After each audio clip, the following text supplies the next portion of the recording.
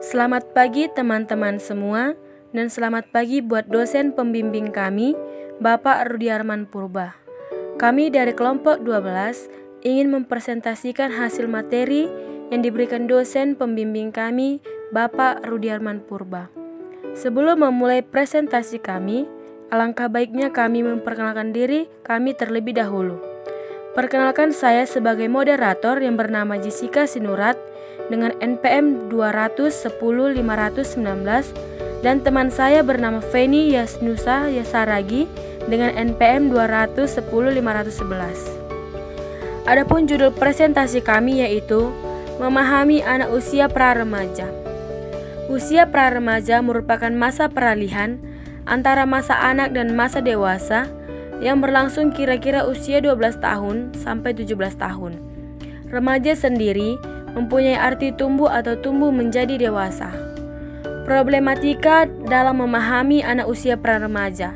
Yang pertama, masalah yang kerap kali terjadi adalah perbedaan keinginan dan pemikiran antara orang tua dan anak. Yang kedua, orang tua cenderung menuntut anaknya mengikuti semua keinginan dan kerap kali menganggap sang anak masih terlalu kecil untuk memahami segala sesuatu yang ada di sekitarnya. Yang ketiga, bagi orang tua dan guru, masalah besar apabila mendapati anaknya yang kerap kali tidak memiliki kesepahaman dengan keinginan orang tua dan guru. Yang keempat, orang tua lebih cenderung memaksakan keinginan mereka dan sang anak cenderung bersikap tegas pada pendiriannya apabila keinginan yang dimaksud tak dapat mereka penuhi. Orang tua perlu memahami karakter dan pola perilaku anak usia para remaja. Yang pertama, masa pancaroba. Yang kedua, masa pubertas. Dan yang ketiga, mencari identitas diri. Karakteristik memahami usia para remaja. Yang pertama, karakteristik pra remaja usia 12 tahun, yaitu A. Mulai bersikap kritis. B. Rasa setia kawan yang kuat terhadap kelompoknya. C. Cepat lelah dalam berkomunikasi dan jangka waktu perhatian berubah-ubah, bisa lama bisa juga sebentar. Yang kedua, karakteristik pra-remaja usia 13 tahun, yaitu A. Perhatian dapat berlangsung lama. B. Penyesuaian diri sudah lebih baik. C. Lebih spontan dan antusias. D. Pola berpikir sudah lebih abstrak, misalnya mengenai hukum, keadilan, kebenaran, dan kejujuran. Yang ketiga, karakteristik pra-remaja usia 14 tahun sampai 17 tahun, yaitu A. Kematangan dalam organ. B. Pertumbuhan sangat cepat sehingga tampak kurang proporsional dan anak menjadi cepat lelah sehingga emosional atau sering marah-marah tanpa sebab, nervous, dan gelisah. C. Fase negatif sehingga menjadi kurang minat dengan teman, menarik diri, lebih banyak menyendiri. D. Prestasi di sekolah menurun menjadi malas. E. Mudah bosan terhadap waktu maupun situasi dan mengekspresikannya dengan kata-kata kasar. F. Sering terjadi pertentangan baik dengan orang sekitar, saudara, dan lingkungan. Ciri psikologis umum usia pra-remaja, yaitu yang pertama, menolak tokoh otoriter. Yang kedua, sangat emosional, cepat marah dan berontak serta senang pada pertarungan. Yang ketiga, sikap kasar atau benci pada jenis kelamin yang berlawanan.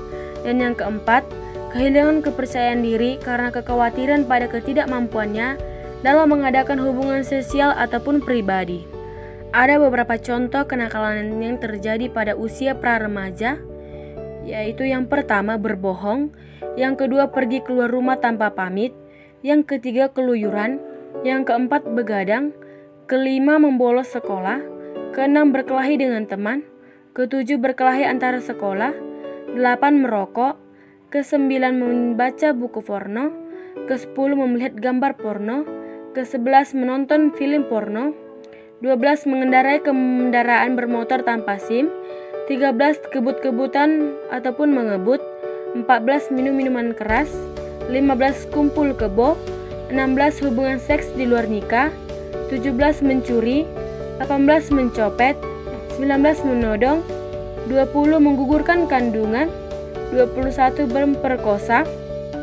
22, berjudi. 23, menyalahgunakan narkotika. Dan yang ke-24, membunuh.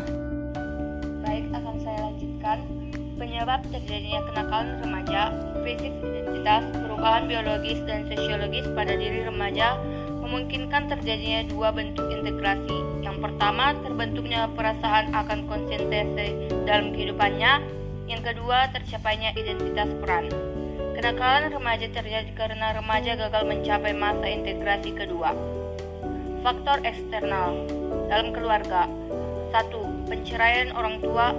2. Tidak adanya komunikasi antar anggota keluarga. 3. Perselisihan antar anggota keluarga bisa memicu.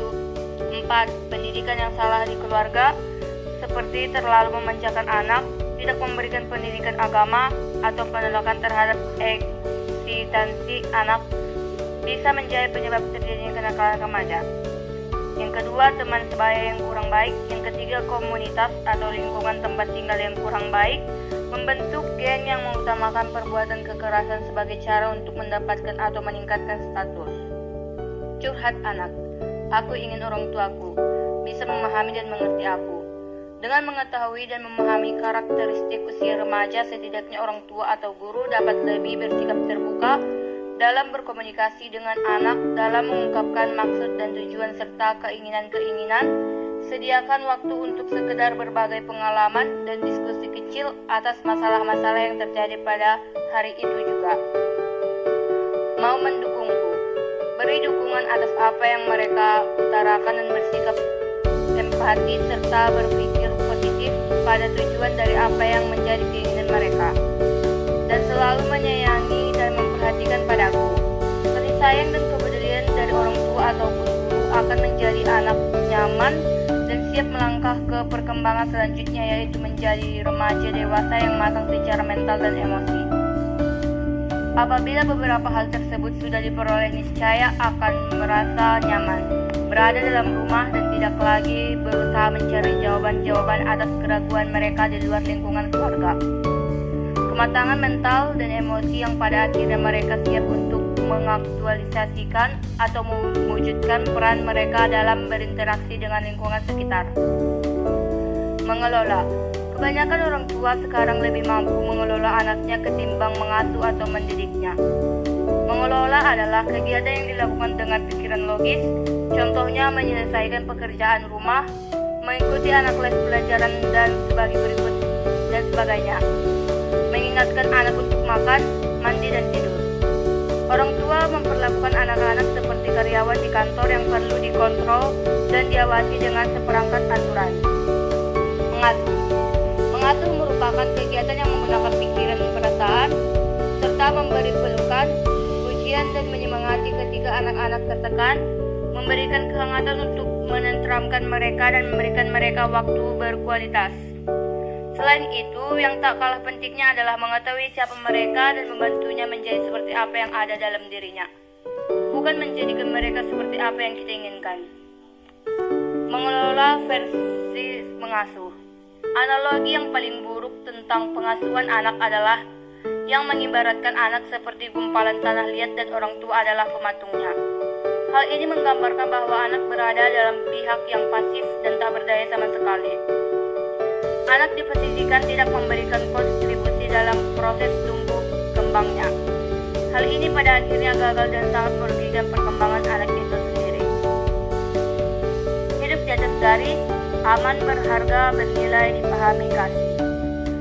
Tanggung jawab, kebebasan, solusi, kemauan, pilihan, menyalahkan, berdalih, membenarkan, mengingkari, menyerah, takut, tidak mampu, bukan siapa-siapa, merasa sendiri, benci dan dendam. Hidup di bawah garis. Sekian, terima kasih.